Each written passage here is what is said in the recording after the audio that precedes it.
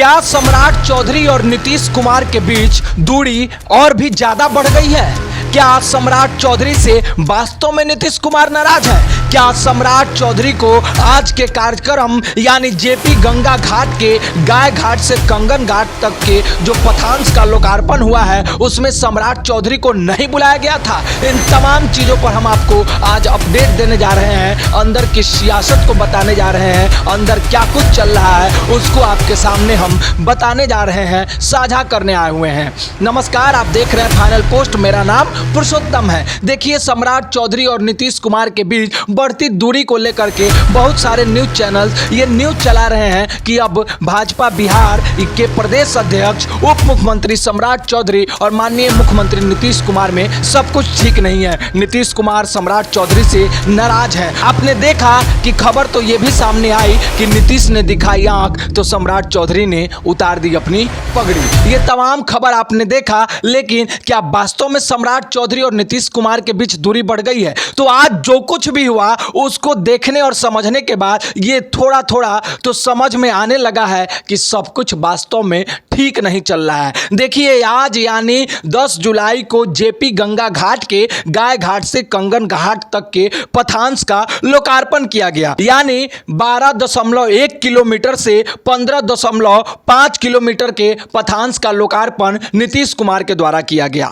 सरकार ने इस लोकार्पण को लेकर के विज्ञापन भी जारी किया था और जो पथ निर्माण विभाग है उनके द्वारा जो लेटर जारी हुआ था उस लेटर को आप देखिए। उस लेटर को देखने के बाद आपको अब समझ में आने लगेगा कि अरे भाई, इस लेटर से तो सम्राट चौधरी का नाम ही गायब है और वहां जो भी बैनर पोस्टर लगाए गए थे वहां से भी सम्राट चौधरी के नाम गायब थे। लेकिन सम्राट चौधरी उस कार्यक्रम में पहुंचे थे। ये जो लोकार्पण को लेकर के ये जो विज्ञापन चलाया गया था और जो जानकारी दी गई थी, इस लेटर को पहले आप देखिए। इसमें साफ तौर पे लिखा गया है कि अध्यक्षता इस कार्यक्रम का विजय कुमार सिन्हा करेंगे, यानी पथ निर्माण विभाग के जो मंत्री हैं और उप मुख्यमंत्री हैं वो करेंगे, और मुख्य अतिथि के तौर पे जो माननीय अध्यक्ष हैं बिहार विधानसभा के नंदकिशोर यादव जी वो मौजूद रहेंगे, और गरिमाई उपस्थिति वहां के जो सांसद हैं रविशंकर प्रसाद उनकी उपस्थिति होगी, और नीतीश कुमार इसका आज लोकार्पण करेंगे। और नीतीश कुमार ने लोकार्पण किया, लेकिन इस लेटर में सम्राट चौधरी का कहीं नाम नहीं था,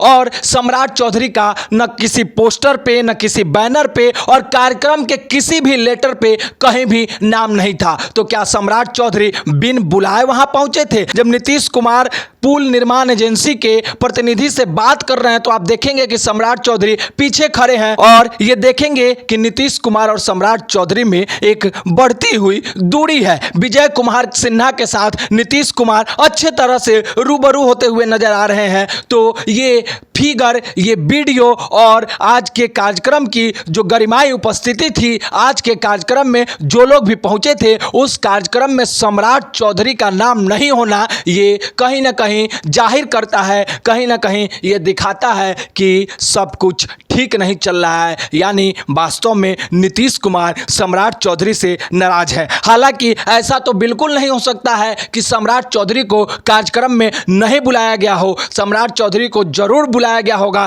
तभी तो सम्राट चौधरी उस कार्यक्रम में पहुंचे थे। लेकिन कार्यक्रम को लेकर के जो भी विज्ञापन निकाले गए थे, कार्यक्रम को लेकर के जो भी पत्र जारी किए गए थे, उसमें सम्राट चौधरी का कहीं भी नामो निशान नहीं था। कोई भी बैनर पोस्टर पे सम्राट चौधरी का फोटो नहीं था, कहीं भी उनकी उपस्थिति के बारे में लिखा गया नहीं था। तो इससे यह साफ जाहिर होते नजर आ रहा है कि मुख्यमंत्री नीतीश कुमार और सम्राट चौधरी के बीच लगभग जो बातें तमाम न्यूज चैनल कर रहे थे वो साबित होते हुए नजर आ रहा है कि सब कुछ ठीक नहीं चल रहा है। तो क्या अगर नीतीश कुमार और सम्राट चौधरी में सब कुछ ठीक नहीं चल रहा है तो आने वाले दिनों में क्या वास्तव में उप मुख्यमंत्री का जो एक पद है सम्राट चौधरी का, वो पद सम्राट चौधरी से ले लिया जाएगा और वहां कोई जदयू का उप मुख्यमंत्री बनेगा? ये भी एक खबर है, और तमाम तरह के जो राजनीतिक विश्लेषण करने वाले लोग हैं उनका यह कहना है कि सम्राट चौधरी का उप मुख्यमंत्री का पद ले लिया जाएगा और वहां पर जदयू का कोई